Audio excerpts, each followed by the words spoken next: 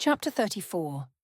They had been walking for hours, the relentless heat pressing down on them like a weight, and Andrew couldn't shake the feeling that the path stretched on forever, winding deeper into a world that refused to end.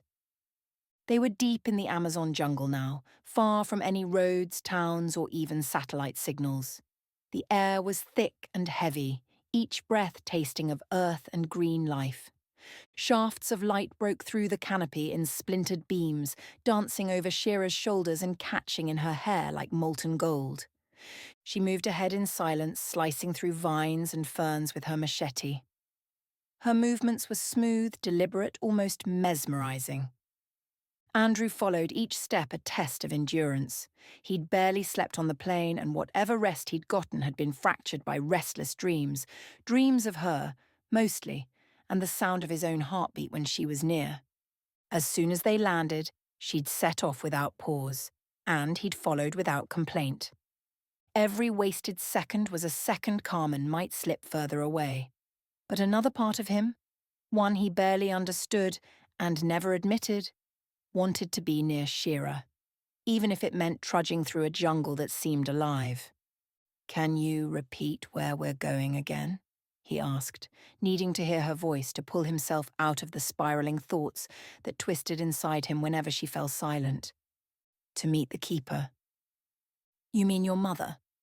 She didn't respond, just kept moving, her lean form weaving through the foliage like a shadow.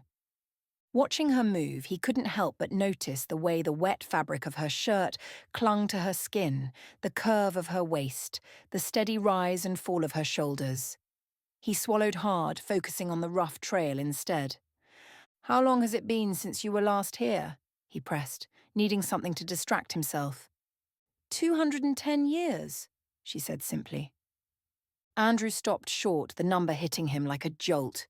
She didn't look back at him, but he could feel her awareness, like she knew he was staring at her, could feel every inch of his attention. "Not exactly the holiday card type," he managed, his voice strained. "When you're immortal," she said, her voice quiet, "you start to think you have all the time in the world. And everything else feels more urgent in the moment," he said almost to himself. He thought of his own mother, how often he'd put off visiting, even though she was only a few miles away. She glanced back at him then, her gaze lingering on his face just long enough to send a shiver down his spine.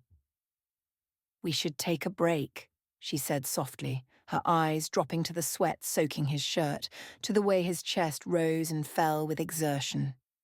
"No," he said quickly, his voice rougher than he meant. "If you can keep going, so can I." "Andrew, I can keep going for days," she murmured, a small smile playing on her lips. "I don't tire like a human," he finished, the words rasping out. She nodded, turning away again, and he couldn't help but watch the subtle shift of muscle beneath her damp clothes. She didn't push the point. And he fell into step behind her, the heat and the scent of her, wet earth and his sweat, filling his senses. The jungle pressed in around them, thick and primal, vines draping like serpents, the smell of rotting leaves sweet and suffocating. Bright frogs leapt through puddles, monkeys chattered in the high branches, and the air itself seemed to close around him like a second skin. "Okay, fine. I get that you're not hot," he muttered, his voice exasperated as he swatted at the mosquitoes that clung to his skin. "But why don't they go after you?" Shira glanced over her shoulder, her mouth curving into a faint, knowing smile. "Maybe bloodsuckers don't like other bloodsuckers," she teased. "Or maybe I just don't feel the tiny bites." Lucky you, he thought, but the words stuck in his throat. He watched her, the droplets of sweat glistening on her neck, and felt a slow heat uncurl in his gut that had nothing to do with the tropical sun. "Don't worry," she said softly, almost tenderly. "We're almost there." He nodded, not trusting his voice. She could have left him behind, moved faster without him slowing her down. But she didn't. She stayed close, always just ahead of him, as if she could feel his need to follow, his need to be near her even when the heat and exhaustion should have driven him to the ground. As the sun began its slow descent, the jungle finally thinned, opening onto a wide, well-trodden path. Andrew let out a breath he hadn't realized he was holding, relief and nervousness coiling tight in his chest. He was tired, aching, but there was no mistaking it. The way his blood pounded in his veins whenever she looked back at him, the way he couldn't stop imagining her pressed close, her mouth so close to his throat, he longed for her.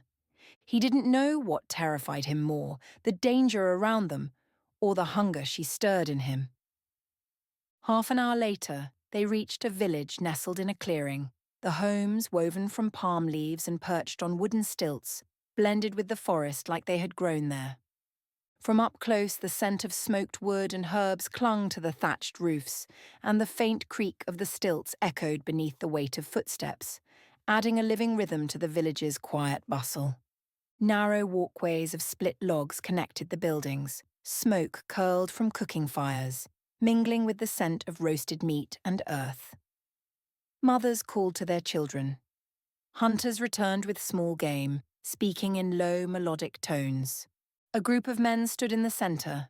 Among them was an older man draped in a faded jaguar pelt, holding a staff adorned with bright macaw feathers.